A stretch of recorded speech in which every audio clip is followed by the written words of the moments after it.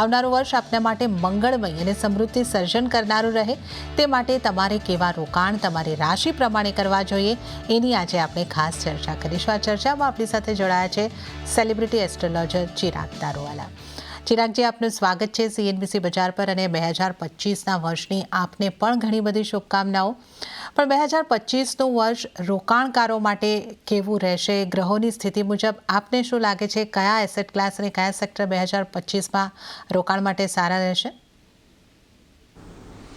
શ્રી ગણેશાય નમઃ।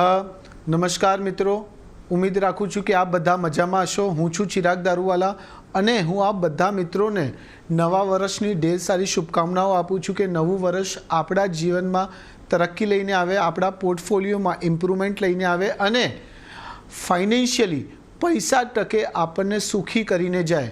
હવે આપણે વાત કરીએ તો શરૂઆતના 3 મહિનામાં રોકાણની નવી તકો તમને મળશે, જે વર્ષના અંત સુધીમાં સારો તમને નફો કરાવશે। પોર્ટફોલિયોમાં નવા સ્ટોક્સ ઉમેરવાનો શ્રેષ્ઠ સમય રહેશે। જાન્યુઆરીમાં શુક્ર અને રાહુની યુતિ મીન રાશિમાં થવાની છે। આ કારણે શેર બજારમાં પહેલાં કરતાં વધુ મજબૂતી જોવા મળશે। આ સમયમાં નવા રોકાણકારોની સંખ્યાઓ પણ વધશે। સેન્સેક્સ અને નિફ્ટીમાં વધારો જોવા મળી શકે છે। નવા વર્ષની શરૂઆતમાં જ લાર્જ કેપ મિડ કેપ શેર્સમાં તેજી રહેશે, જેના કારણે બજારમાં 3 મહિના સુધી તેજીનો માહોલ રહેશે।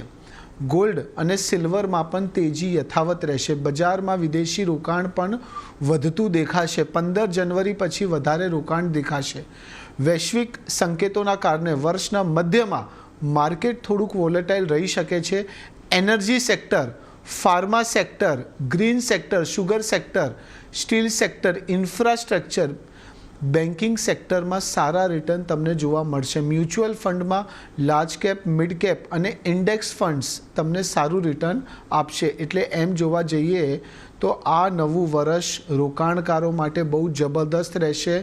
તમારા પોર્ટફોલિયોમાં, મ્યુચ્યુઅલ ફંડમાં જ્યાં કંઈ પણ તમે રોકાણ કરેલું છે, થોડુંક ધીરજ રાખશો, થોડુંક સબ્ર રાખશો તો તમને ખરેખર સારો નફો જોવા મળી શકે છે।